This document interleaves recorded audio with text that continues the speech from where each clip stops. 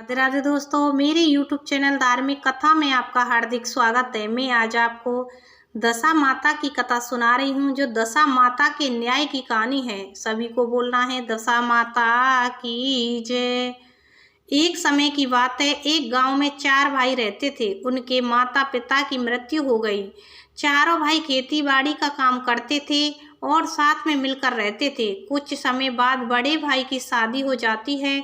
उसकी पत्नी आने के बाद घर का सारा धन माल, सास के गहने और बाकी सब कुछ अपने पास रख लेती है। थोड़े समय पश्चात एक एक करके बाकी सभी भाइयों की भी शादी करा देती है। तीनों भाभियां आपस में जमीन के हिस्से कर लेती हैं और उसमें से जमीन का एक छोटा सा टुकड़ा सबसे छोटे भाई और उसकी पत्नी को देकर उन्हें अलग कर देती हैं। सबसे छोटे भाई की पत्नी को दशा माता का इष्ट था और वह बहुत नियम धर्म वाली थी। चैत्र महीना आने पर जब होली जलती है, तब सबसे छोटी बहू मामा भांजे से जलती हुई होली की लौ में से कुकड़ी कच्ची सूत का धागा निकलवाती है और फिर 10 दिनों तक लोटा भरकर दशा माता की कहानी कहती है। 10वें दिन पीपल की पूजा करती है। 10 दिन वह दशा माता की कहानियां सुनकर ही अपने खेत की रखवाली करने जाती है, परंतु जब तक तो पक्षी फसल के दाने खा जाते हैं। इधर बड़े भाई की पत्नियां तो पहले ही अपने खेत की रखवाली करने चली जाती थीं और खेत से सभी पक्षियों को उड़ा देती थीं। छोटे भाई का खेत भी पास में था तो पक्षी उड़कर वहां चले जाया करते थे। बड़े भाइयों के तो फसल अच्छी हो जाती है, पर छोटे भाई के खेत पर सिर्फ डंठल ही बचते हैं। जब फसल काटने का समय आया, तब सभी भाई भाभी फसल काटने जाते हैं। छोटा भाई भी अपनी भाई भाभी से कहता है कि मैं भी मेरे खेत पर फसल काटने चाहता हूँ, तो इस पर बड़ी भाभी उसको ताना मारती है कि तुम्हारी पत्नी तो नियम धर्म वाली है, कहानियां सुनती थी, दशा माता को पूजती थी, फिर खेत आती थी, जितने तो पक्षी तुम्हारे खेत के दाने खा जाते थे, अब तुम क्या फसल काटोगे। भाभी का ताना सुनकर छोटे भाई को गुस्सा आता है। जब वह खेत देखने जाता है तो उसे सिर्फ डंठल ही दिखते हैं। अपने खेत की ऐसी हालत देखकर उसे और भी ज़्यादा गुस्सा आता है और वह अपने घर जाकर अपनी पत्नी को खूब पीटता है। ऐसा पीटता है कि पत्नी की उठने की भी हालत नहीं रहती है, वह भूखी प्यासी ही सो जाती है। दशा माता को उस पर बहुत दया आती है। दशा माता विचार करती है, मेरी पूजा करने के कारण इसने मार खाई, मुझे अपनी भक्त के दुख दूर करने चाहिए। आधी रात में दशा माता जी एक स्त्री का रूप धरकर उसके पास आई और उससे बोली कि सुहागिन जग रही है या सो रही है, उठ मुंह हाथ धो, खाए ले, जो खा ले और झाड़ी से पानी पी ले। उसने लड्डू खाया, पानी पिया और वापस सो गई। जब छोटी बहू के पति का गुस्सा थोड़ा कम हो जाता है तो वो अपनी पत्नी को देखने आता है।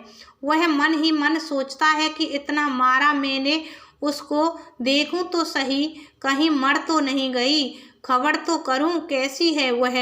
घर पहुंचकर वह अपनी पत्नी को बोलता है कि देख, उठ जा, दशा माता के लिए दिए हुए लड्डू और सोने के लोटे पर उसकी नज़र पड़ती है तो वह पूछता है कि यह सोने का लोटा और लड्डू कहाँ से आया। उसकी पत्नी बोलती है कि एक देवी सदृश स्त्री आती है, उन्होंने बहुत सारा जेवर भी पहन रखे थे, वो ही मुझे उठाती हैं और मुझे लड्डू खिलाती हैं, पानी पिलाती हैं और चली जाती हैं। सवेरा होने पर वह आदमी अपने खेत पर जाता है तो क्या देखता है कि खेतों में तो मोतियों की फसल उग रही है। जब जेठानियों को पता चला कि उसके तो मोतियों की फसल पकी है तो उसकी जेठानियां उससे और ज़्यादा जलने लगती हैं और फिर देवरानी से पूछती हैं कि हे भाई, ऐसा क्या जादू करा तूने जो तेरी सारी फसल मोतियों की हो गई, जबकि तेरे तो सिर्फ डंठल ही बचे थे। हमको भी बता दे, हम भी कर लें। देवरानी उनको सब बताती है। जेठानियाँ बिना होली के ही ऐसे ही लकड़ी जलाती हैं और कहानियाँ किस्से कहती हैं और हंसी मजाकें करती हैं और फिर अपने पतियों को बोलती हैं कि हमको भी पीटो।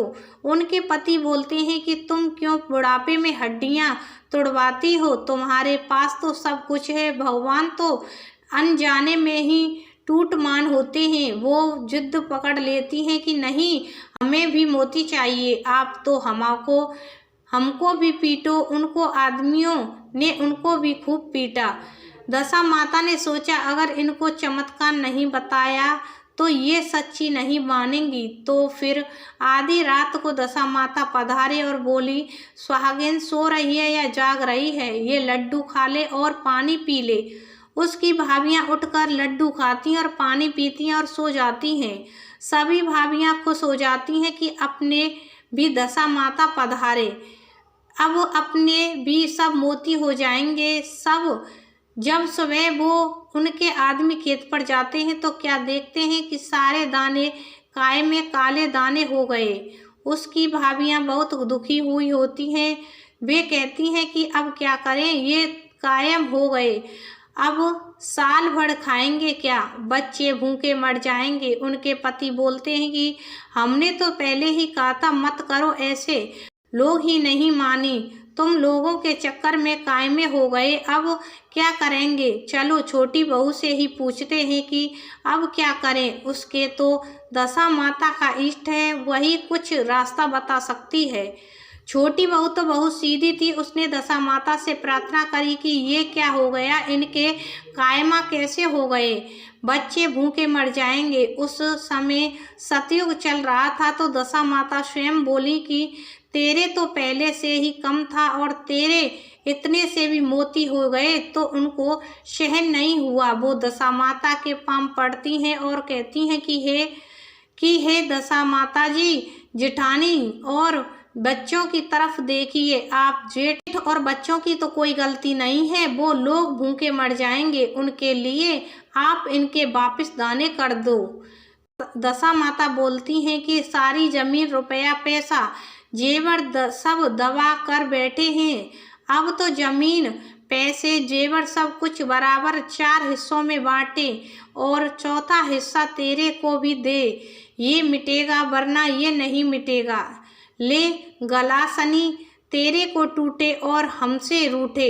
ऐसा बोलकर भाभियां दुखी मन से उसको चौथा हिस्सा दे देती हैं। सभी भाभी भी बहुत खुश हो गई और कुछ भी नहीं दे रखा था, पर दशा माता की कृपा से सब बराबर बट गया। उसके पश्चात भी कहीं कहीं कायमे रह गए थे।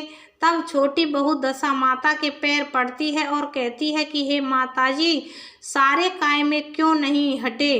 तो दशा माता बोलती हैं कि जमीन में गड़े हुए धन से भी चौथा हिस्सा तेरे को दे तो यह सब मिट जाएगा। दशा माता की कृपा से छोटी बहू का सारा दुख दरिद्र दूर हो गया।